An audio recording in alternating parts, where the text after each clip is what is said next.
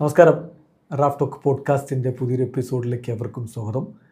World കപ്പൊക്കെ കഴിഞ്ഞു, അതിൻ്റെ കണക്കെടുപ്പിൻ്റെ ഒരു സമയമാണ്.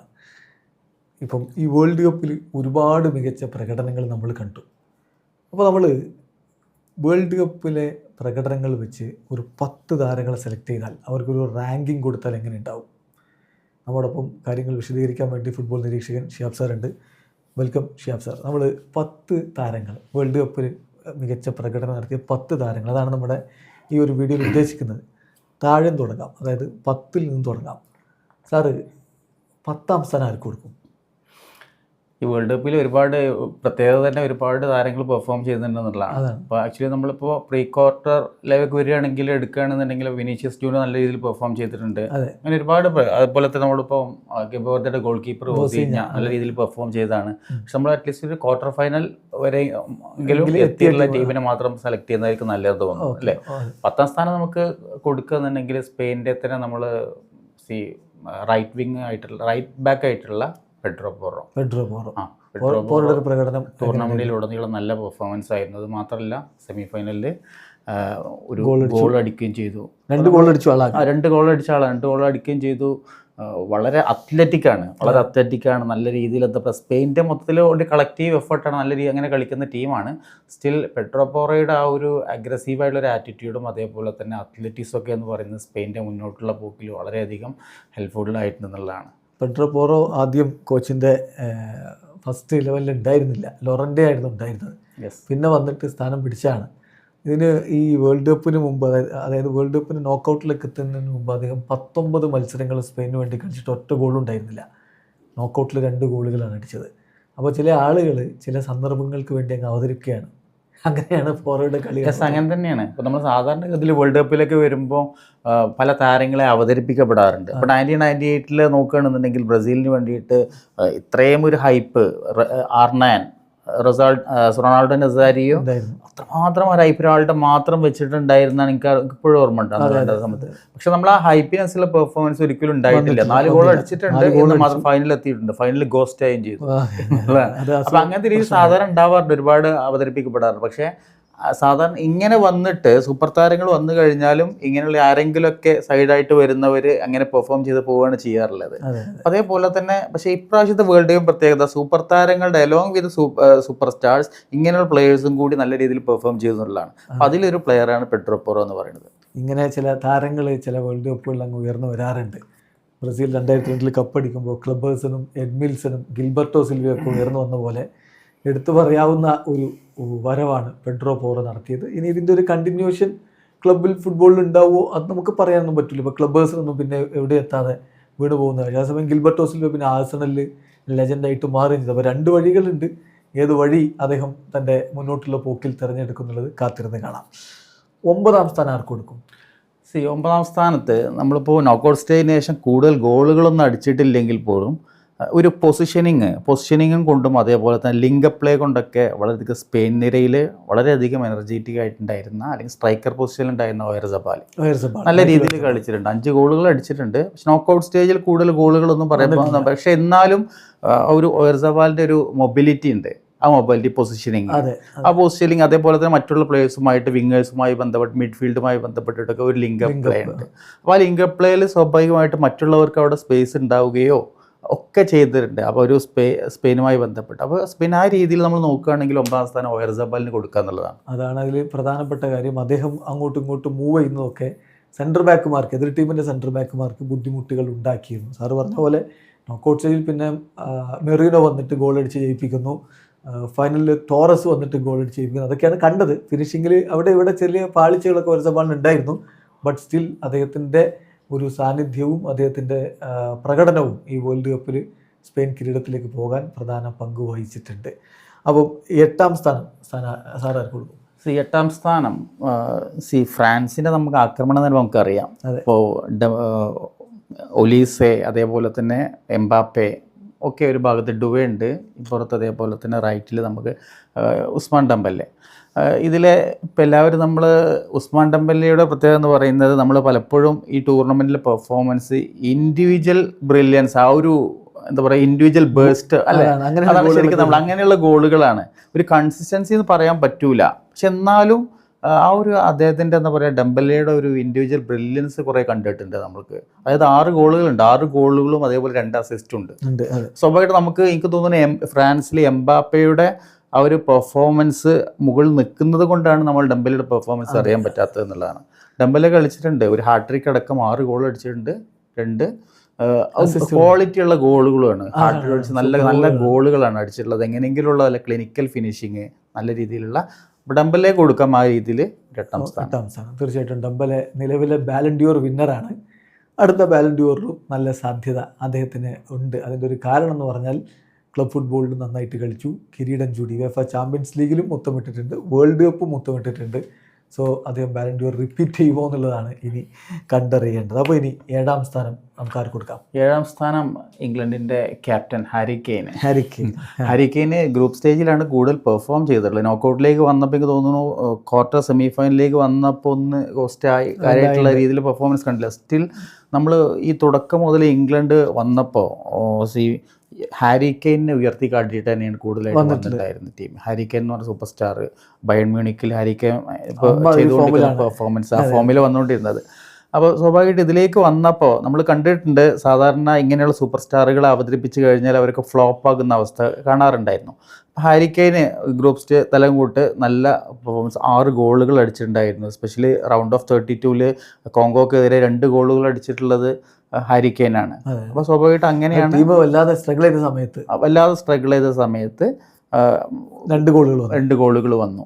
എനിവേ അങ്ങനെയല്ല, ഇംഗ്ലണ്ടിൻ്റെ ഒരു പെർഫോമൻസ് സെമി ഫൈനൽ വരെ എത്തുന്നതിൽ നിർണായകമായിട്ടുള്ള പങ്കുവഹിച്ച ആളാണ് Harry Kane. So Harry Kane ആണ് നമ്പർ 7 വരുന്നതെങ്കിൽ നമ്പർ 6 ആര് വരുന്നുള്ളതാണ്? നമ്പർ 6 നമ്മളിപ്പോൾ സ്പെയിൻ എന്ന് പറഞ്ഞ ടീമിനെ നമുക്ക് ഒരു കളക്റ്റീവ് എഫേർട്ടാണ്, പക്ഷെ അതിൽ ഇൻഡിവിജ്വൽ ആയിട്ടുള്ള പെർഫോമേഴ്സ് ഇഷ്ടംപോലെ ഉണ്ട്. ആ ഇൻഡിവിജ്വൽ ക്വാളിറ്റിയുടെ ഒരു കളക്റ്റീവായിട്ടുള്ള എഫേർട്ടാണ് സ്പെയിൻ ടീം നമുക്ക് പറയാൻ പറ്റും. തീർച്ചയായിട്ടും. അപ്പോൾ ഡിഫൻസിന് നമുക്ക് ഈ ടൂർണമെൻറ്റിൽ ഉടനീളം ഒരൊറ്റ ഗോളാണ് അവർ കൺസിഡർ ചെയ്തിട്ടുള്ളത്. അപ്പോൾ അതിൽ അവരുടെ സെൻട്രൽ ഡിഫൻസിന് വളരെയധികം നിർണായകമായിട്ടുള്ള ഒരു സ്വാധീനമുണ്ട്. സെൻട്രൽ ഡിഫൻസ്, അതായത് കുബാഴ്സി, 2 പേരും ലാപ്പോട്ട് 2 ഇതിൽ പെർഫോം ചെയ്യാറുണ്ട്. പക്ഷെ ഇതിൽ കുബാഴ്സിയാണ് ഞാൻ സ്ഥാനം കൊടുക്കുന്നത് വെച്ചെങ്കിൽ ഒന്ന് ടീനേജ് 19 വയസ്സുള്ളൂ. 19 വയസ്സ് ഈ ടൂർണമെന്റിൽ തന്നെ നമ്മൾ മികച്ച യുവതാരത്തിനുള്ള പുരസ്കാരം നേടി. അപ്പോൾ ഇങ്ങനെയൊക്കെ നോക്കുകയാണെങ്കിൽ കുബാഴ്സി എന്ന് പറയുന്നത് ഹൈലി പ്രോമിസിങ് ടാലൻ്റാണ്. ഈ ടൂർണമെൻറ്റിലുടനീളം ആ സെൻട്രൽ ഡിഫൻസിനെ കാത്തിട്ടുള്ള, ഇപ്പോൾ ഫൈനലിൽ മെസ്സിയെയും അതേപോലെ തന്നെ ആൽവരസിനെയും മറ്റുള്ള പല കളികളിലും നോക്കൗട്ട് സ്റ്റേജിലും ഗ്രൂപ്പ് സ്റ്റേജുകളിലൊക്കെ എന്ന് പറയുന്നത് ഗോൾ അടിപ്പിക്കാതിരിക്കുന്നതിൽ നിർണായകമായ പങ്കുവഹിച്ചിട്ടുള്ള പ്ലെയറാണ് കുബാഴ്സി. അപ്പോൾ Cubarsi at number 6. Cubarsi world കപ്പിലെ മികച്ച യുവതാരത്തിനുള്ള പുരസ്കാരം നേടി. ബാഴ്സലോണയുടെ താരമാണ്. നീണ്ടകാലം ബാഴ്സലോണയ്ക്ക് വേണ്ടി അദ്ദേഹം മികച്ച പ്രകടനം നടത്തുന്നു കരുതാം. പലരും ഇപ്പോൾ ഫാബിയോ കന്നവരോടൊക്കെയാണ് ഉപമിച്ച് തുടങ്ങിയിട്ടുള്ളത്. 2006 വേൾഡ് കപ്പ് കിരീടം ചൂടി ബാലൻഡിയോറും നേടിയുണ്ടായി ഫാബിയോ കന്നവരോ. സോ അതുപോലെ ഇനി ഒന്ന് ആവർത്തിക്കുമോ എന്നുള്ളത് കണ്ടറിയണം. പക്ഷേ 19-കാരനായിട്ടുള്ളൊരു പയ്യൻ ഒരു 30-കാരൻ്റെ മെച്യൂരിറ്റിയോടുകൂടി കളിക്കളത്തിൽ കാര്യങ്ങൾ ഹാൻഡിൽ ചെയ്യുക എന്നുള്ളത് അത് ചില്ലറ കാര്യമല്ല. So Pau Cubarsi at number 6. Number 5 വരും. നമ്പർ 5 നോർവേയുടെ സ്വന്തം ഹാളണ്ട്. നോർവേയുടെ അല്ല, ഇപ്പൊ ലോകത്തിന്റെ ഹാളണ്ടാണ്. ഹാളണ്ട് ഇപ്പോൾ നമ്മൾ സാധാരണ പറഞ്ഞു ഇങ്ങനെയുള്ള ടീമുകൾ, നോർവേ കുഞ്ഞൻ ടീം എന്നുള്ളതല്ല, വർഷങ്ങൾക്ക് ശേഷം ആണ് അവർ നോക്കൗട്ട് സ്റ്റേജിലൊക്കെ കടക്കുന്നത് തന്നെ. അപ്പോൾ ഇങ്ങനെയുള്ള ടീമുകളിൽ സാധാരണ സൂപ്പർ താരങ്ങൾ ഉണ്ടാവാറുണ്ടെങ്കിലും അവരുടെ ഒരിക്കലും പ്രകടനം സാധാരണ കാണാറില്ല. ഒരു മത്സരങ്ങളിൽ ചിലപ്പോൾ 1-2 മത്സരങ്ങൾ, ചിലപ്പോൾ 1 ഗോളോ 2 ഗോളോ അങ്ങനത്തെ രീതിയിലൊക്കെ വരാറുണ്ട്. പക്ഷേ ഈ നോർവേ ടീം വന്നത് ആക്ച്വലി എന്താ പറയുക, നമ്മൾ ഈ ടൂർണമെൻറ്റ് നമ്മൾ ക്വാർട്ടർ ഫൈനൽ, സെമി ഫൈനൽ അവസാനം 6 കളികൾ ഇവിടെ നിന്നുണ്ടായിരുന്നു. പ്രാവശ്യം റൗണ്ട് ഓഫ് 32 എന്ന് പറഞ്ഞ കളി ഉണ്ടായിരുന്നു. 32, റൗണ്ട് ഓഫ് 16. ഇപ്പം ഇത്രയും കളികളിൽ ആ ക്വാർട്ടർ ഫൈനൽ ഒഴിച്ചുള്ള ബാക്കിയുള്ള എല്ലാ കളികളിലും ഹാളണ്ട് ഗോൾ അടിച്ചിട്ടുണ്ട്. അതായത് ആ ഒരു ക്വാർട്ടർ ഫൈനൽ മാത്രം 21 അന്താരാഷ്ട്ര മത്സരങ്ങൾക്ക് ശേഷം ഒരു ഗോൾ അടിക്കാതിരിക്കുന്ന ആ ഒരു കളിയിലാണ്. അതിനിടെ ഗ്രൂപ്പ് സ്റ്റേജിൽ ഒരു കളി ഫ്രാൻസിനെതിരെ കളിച്ചില്ല എന്ന് മാത്രം. യെസ്, അത് മാത്രം. റൗണ്ട് ഓഫ് 16-ൽ ഹാളണ്ട് ഉണ്ടായില്ലെങ്കിൽ ഒരുപക്ഷെ ബ്രസീലിനെ തോൽപ്പിക്കാൻ പറ്റില്ലായിരുന്നു അല്ലേ? ആ 2 ഗോളും ഹാളണ്ടിൻ്റെയാണ്. ബ്രസീലിനെ തോൽപ്പിച്ച ഹാളണ്ടാണ്. അതാണ്. അപ്പോൾ അത്രയും ഒരു പോപ്പുലർ ആയിട്ടുള്ള പ്രതീക്ഷക്കൊത്ത് പെർഫോം ചെയ്തിട്ടുള്ള ഒരു പ്ലെയറാണ് ഹാളണ്ട്. അത് വളരെ ഇമ്പോർട്ടൻ്റ് ആണ്. കാരണം ഈ ഒരു പ്രായത്തിൽ വലിയ പ്രതീക്ഷകളുടെ ഭാരവുമായിട്ട് വന്നിട്ട് ഇതിനു മുമ്പ് പരിചയമില്ലാത്തൊരു സ്റ്റേജിൽ അദ്ദേഹം ആ മികവ് അതുപോലെ തുടർന്നു എന്നുള്ളതാണ്. ഹാലൻഡ് നമ്മൾ കൂടുതൽ കേൾക്കും, കാരണം അദ്ദേഹം മാഞ്ചസ്റ്റർ സിറ്റിയുടെ പ്ലെയറാണ്. ഓൾറെഡി ഫുട്ബോൾ ലോകത്ത് ഗോളുകൾ കൊണ്ട് വിസ്മയം സൃഷ്ടിച്ചിട്ടുള്ള ആളാണ്. ഈ പോക്ക് പോയാൽ ചാമ്പ്യൻസ് ലീഗിലെ ഗോൾ റെക്കോർഡൊക്കെ പല വമ്പന്മാരുടേതും കടപുഴകാൻ പോകുന്നതേ ഉള്ളൂ. അത് ഓൾറെഡി അദ്ദേഹം അതിനുള്ള സൂചനകളൊക്കെ തന്നു കഴിഞ്ഞിട്ടുമുണ്ട്. അപ്പം അത് അവിടെ നിൽക്കട്ടെ. ഹാലൻഡാണ് നമ്പർ 5 എന്ന് സാറ് പറയുന്നു. അപ്പം നമ്പർ 4 ആരാണ്? നമ്പർ 4 സ്പെയിനിൻ്റെ എല്ലാമായിട്ടുള്ള ക്യാപ്റ്റൻ റോഡ്രി. അതായത് നമ്പർ 1 എന്നാണ് ഫിഫ പറഞ്ഞത്. നമ്പർ 1 ആയിരിക്കാം, പക്ഷെ ഞാനത് കൊടുക്കാനുള്ള കാരണങ്ങളുണ്ട്. 4ാം സ്ഥാനം കൊടുക്കാനുള്ള കാരണം, ഒന്നാമത് റോഡ്രിയുടെ പ്രകടനം നമ്മൾ കാണണമെന്നുണ്ടെങ്കിൽ വളരെ സൂക്ഷ്മമായിട്ട് നിരീക്ഷിക്കണം. റോഡ്രിയുടെ പെർഫോമൻസ് നമ്മൾ ഈ പ്രകടനമായിട്ട് മറ്റുള്ള ഒരു സ്ട്രൈക്കറുടെ ഒരു പെർഫോമൻസ് നമുക്ക് ഗോളിലൂടെ കാണാൻ പറ്റും. അതുപോലെ വിങ്ങറുടെ മുന്നേറ്റങ്ങളിലൂടെ, മിഡ്ഫീൽഡറുടെ ഒക്കെ അറ്റാക്കിംഗ് മിഡ്ഫീൽഡർ അവരുടെ ഡ്രിബ്ലിങ്ങിലൂടെ ഒക്കെ നമുക്ക് കൂടുതലായിട്ട് കാണാൻ പറ്റും. സോ റോഡ്രിയുടെ ആക്ച്വലി ടെമ്പോയുടെ ടോട്ടൽ മിഡ്ഫീൽഡിനെ അല്ലെങ്കിൽ ആ കളിയുടെ മൊത്തത്തിൽ ടെമ്പോ ആ ഒരു നിർണ്ണയിച്ചത് റോഡ്രി ആണെന്നുള്ളതാണ്. അപ്പോൾ റോഡ്രിയിൽ നിന്ന് നമ്മൾ നോക്കുകയാണെന്നുണ്ടെങ്കിൽ സൈഡ് വേസ്, ഫോർവേഡ് എല്ലാ ഭാഗത്തും നോക്കുകയാണെന്നുണ്ടെങ്കിൽ പാസിങ്ങും അക്യുറസി അങ്ങനത്തെ രീതിയിൽ നമ്മൾ, അതേപോലെ തന്നെ നമ്മൾ അവരുടെ നല്ലൊരു ഡിഫൻസ് സ്പെയിനുണ്ട്. പക്ഷെ ആ ഡിഫൻസിന് ഒന്നുകൂടി എന്താ പറയുക, ഷീൽഡായിട്ട് നിൽക്കുന്ന തരത്തിലുള്ള ഒന്നുകൂടി എന്താ പറയുക, നമ്മൾ ഒരു ദൃഢത കൊടുക്കാൻ വേണ്ടിയിട്ട് നിന്ന 2 പേരാണ്. ഒന്നുകിൽ ഫാബിയൻ റോയ്സോ കൂടത്തിന് റോഡ്രി എന്ന് പറയുന്നത്. അപ്പോൾ റോഡ്രി എന്ന് പറയുന്നത് സ്പെയിനെ സംബന്ധിച്ചിടത്തോളം 4ാം സ്ഥാനം കൊടുക്കാനുള്ള കാരണം എന്ന് പറയുന്നത്, ഒന്നാമത് റോഡ്രി ഗോളുകളൊന്നും അടിച്ചിട്ടില്ല, പിന്നെ സ്പെയിൻ നല്ല ടീമാണ്, ഒരു കളക്റ്റീവ് എഫേർട്ടാണ്. അങ്ങനെയുള്ള ഒരു പ്രത്യേകതയോട് കൂടിയാണ് കൊടുക്കാനുള്ള കാരണം. ഹെവി എഫേർട്ട് എടുത്ത് ടീമിനെ ഒറ്റയ്ക്ക് ചുമലിലേറ്റി കൊണ്ടുപോകേണ്ട ഒരു കാര്യം സ്പെയിനിലില്ല എന്നുള്ളത് കൊണ്ടുകൂടിയാണ് അത്തരത്തിലുള്ളൊരു റാങ്കിങ് വരുന്നത്. അപ്പം യൂറോ കപ്പിൽ 2024 ബെസ്റ്റ് പ്ലെയറായി റോഡ്രി. തൊട്ടു പിന്നാലെ ബാലൻ ഡി ഓർ കൊടുത്തു. കിട്ടി. ഇത്തവണ അങ്ങനെ റിപ്പീറ്റ് ചെയ്യുന്ന തോന്നുന്നുണ്ടോ? ബാലൻ ഡി ഓർ ടു റോഡ്രി. നമ്മൾ ഹെവി ഫേവറേറ്റ് ആയിരിക്കും ബാലൻ ഡി ഓറിൽ. 1ാം സ്ഥാനം കിട്ടുമോ എന്ന് വോട്ടെടുപ്പിലൂടെ നമുക്ക് പറയാൻ പറ്റും, വോട്ടിങ്ങിലൂടെ അറിയാം. പക്ഷേ ടോപ്പ് 3 ഉണ്ടാവും. അതായത് ഇപ്പോൾ റോഡ്രിയെ സംബന്ധിച്ചിടത്തോളം അദ്ദേഹം നേരത്തെ ബാലൻ ഡി ഓർ നേടിയത് ഇതേപോലെ യൂറോ കപ്പിലെ മികച്ച പ്രകടനം പ്രധാനമായും പരിഗണിച്ചിട്ടാണ്. പിന്നെ ഒരു പരിക്കിൻ്റെ തുടർക്കഥയായിരുന്നു. സിറ്റിയിൽ അങ്ങനെ അദ്ദേഹത്തിന് ഒരുപാടൊന്നും കളിക്കാൻ പറ്റിയില്ല. തിരികെ വന്നിട്ട് ഇപ്പോൾ ആ ഇതൊക്കെ തിരികെ പിടിച്ച് വേൾഡ് കപ്പിൽ അദ്ദേഹം അതിൻ്റെ പീക്കിലേക്ക് അങ്ങ് പോയിരിക്കുകയാണ്.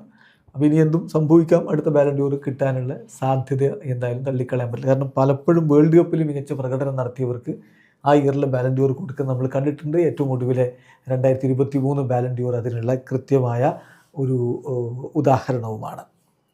അടുത്ത നമ്മൾ 3ാം സ്ഥാനത്ത് ആര് വരും? നമ്മളിപ്പോൾ ഇംഗ്ലണ്ട് ഈ വേൾഡ് കപ്പിൽ താരതമ്യേന 2002 തോന്നുന്നു അവർ അവസാന സെമി ഫൈനലിൽ കളിച്ചതല്ലേ? 2002 അല്ലേ? അല്ല, ഇപ്പോൾ ഈ 2018 കളിച്ചില്ലേ? സോറി, 2018. ഇതിന് ശേഷം നമ്മൾ 1990 ശേഷം പിന്നെ 2018 അവർ കളിക്കുന്നത് അല്ലേ? 1990 അവർ സെമി ഫൈനൽ കളിച്ചിരുന്നു. പിന്നെ 2018. പിന്നെ അതിന് ശേഷം ഇപ്പോൾ 2026 സെമി ഫൈനലിലെത്തി. അപ്പോൾ സ്വാഭാവികമായിട്ട് ഇംഗ്ലണ്ട് വരുമ്പോൾ ബെല്ലിംഗ്ഹാം ഇവിടെ ഉണ്ടായിരുന്നു, ക്ലബ് തലത്തിൽ റയൽ മാഡ്രിഡ് കളിച്ചിരുന്നു. പക്ഷേ ഒന്നുകൂടി അവർ കാട്ടിയത് നമുക്കറിയാം, കെയ്നാണ്, ഹാരി കെയ്ൻ. ബയൺ മ്യൂണിക്കിൽ പെർഫോമൻസ് ഗോളടി ഉണ്ട്. അത് മാത്രമല്ല ബെല്ലിംഗ്ഹാം ഒന്നുകൂടി മിഡ്ഫീൽഡറാണ്, അറ്റാക്കിംഗ് മിഡ്ഫീൽഡർ എന്നുള്ള രീതിയിലാണ്. പക്ഷേ ഈ ടൂർണമെൻറ്റിൽ കഴിയുമ്പോഴേക്കും തുടങ്ങിയ രീതിയിലല്ല, ഹാരി കെയ്നെ മറികടക്കുന്ന രീതിയിൽ അല്ലെങ്കിൽ അതിലേറെ തന്നെ നമ്മളൊരു കൺസിസ്റ്റൻ്റ് ആയിട്ടുള്ള പെർഫോമൻസ് കണ്ടിട്ടുള്ളത് നമ്മൾ ജൂഡ് ബെല്ലിംഗ്ഹാമിലാണ്. ഒരു പറയുമ്പോൾ നമ്മൾ എന്താ പറയുക, ഒരു തുടക്കത്തിലൊരു സൈലൻ്റ് ആയ രീതിയിലാണെങ്കിൽ പോലും ഗോൾ അടിച്ചിട്ടുണ്ട്. ക്രൊയേഷ്യക്കെതിരെ ഗോൾ അടിച്ചിട്ടുണ്ട്. അതേപോലെ തന്നെ അസിസ്റ്റ് ഉണ്ട്, ഒക്കെ ഉണ്ട്. പിന്നെ അതേപോലെ പനാമയ്ക്കെതിരെയും ഗോൾ അടിച്ചിട്ടുണ്ട്.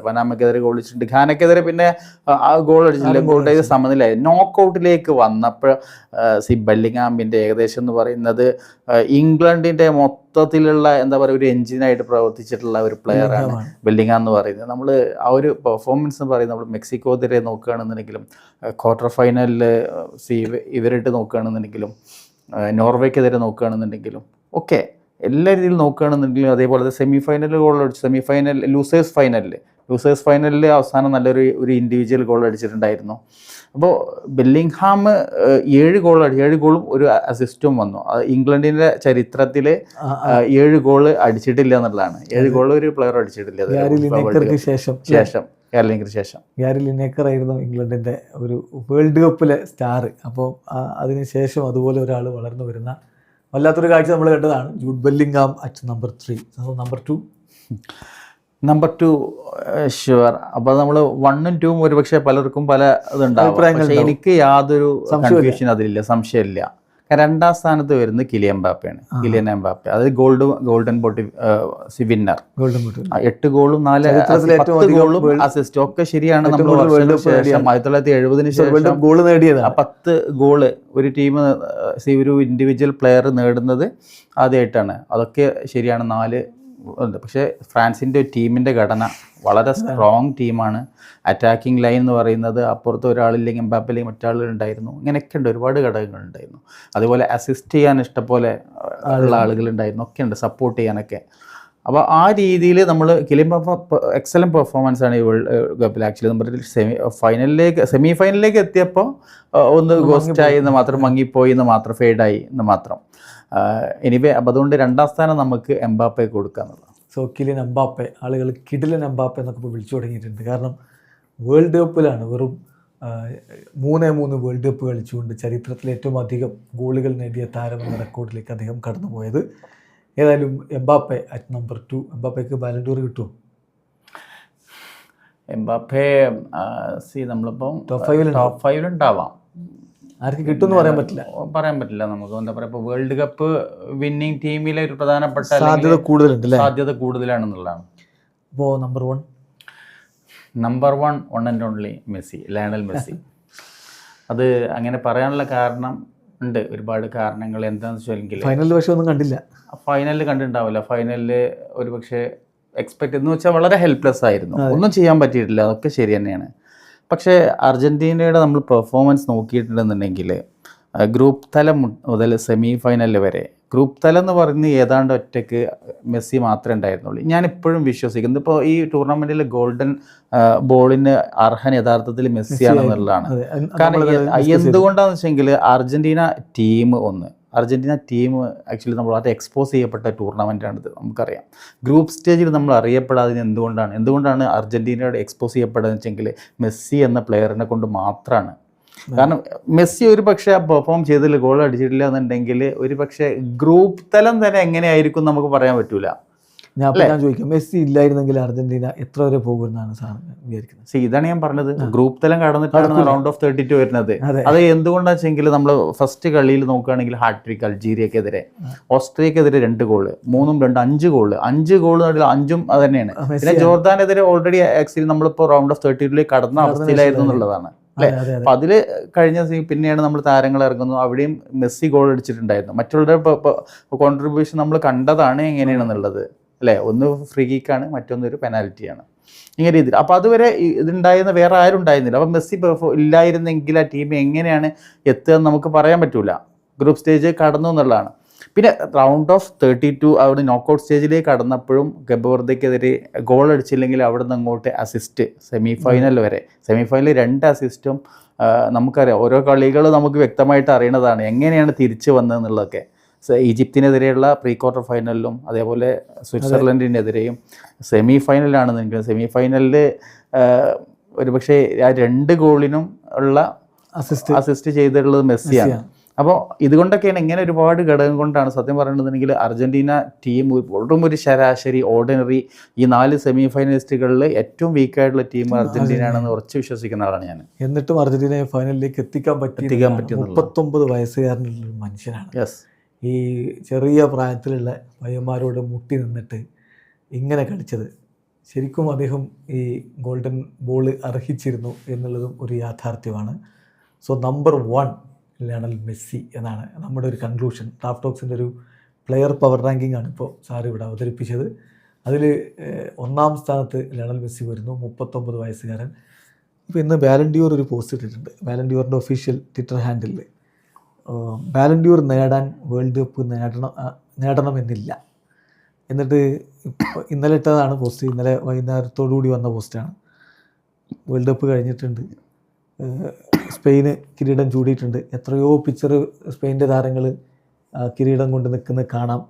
എന്നാലും ബാലൻഡിയോർ പോസ്റ്റ് ഇട്ടിരിക്കുന്നത് ലയണൽ മെസ്സിയുടെ ചിത്രം വെച്ച് വേൾഡ് കപ്പ് നേടണമെന്നില്ല ബാലൻഡിയോർ കിട്ടാൻ എന്ന് പറയുമ്പോൾ ഒരു ബാലൻഡിയോർ മണം അടിക്കുന്നുണ്ടോ എന്നാണ്. അല്ല, ബാലൻഡിയോർ ഒരുപക്ഷെ നമ്മൾ യൂറോപ്പിലെ ഏതെങ്കിലും ലീഗിലാണ് കളിക്കുന്നത് വെച്ചെങ്കിൽ, അതായത് എലൈറ്റ് 4 ലീഗിലുണ്ടല്ലോ, അപ്പോൾ ആ ലീഗിൽ ഏതാണ് മെസ്സി കളിക്കുന്നുണ്ടായിരുന്നെങ്കിൽ സ്വാഭാവികമായിട്ടും മെസ്സിയുടെ ഒരു കോൺട്രിബ്യൂഷൻസ് അതിലുണ്ടായിരുന്നെങ്കിൽ സ്വാഭാവികമായിട്ടും പരിഗണിക്കപ്പെടുമായിരുന്നു എന്നുള്ളതാണ്. പക്ഷേ നിർഭാഗ്യവശാൽ മെസ്സി MLS ഇന്റർ മയാമി എന്ന് പറയുന്ന ഒരു ക്ലബിന് വേണ്ടിയേ കളിക്കുന്നത്. അവിടെ നല്ല പെർഫോമൻസ് ആണ്, പക്ഷെ നമ്മൾ ഓരോ പെർഫോമൻസ് അങ്ങനെ എടുത്തോളണമെന്നില്ല.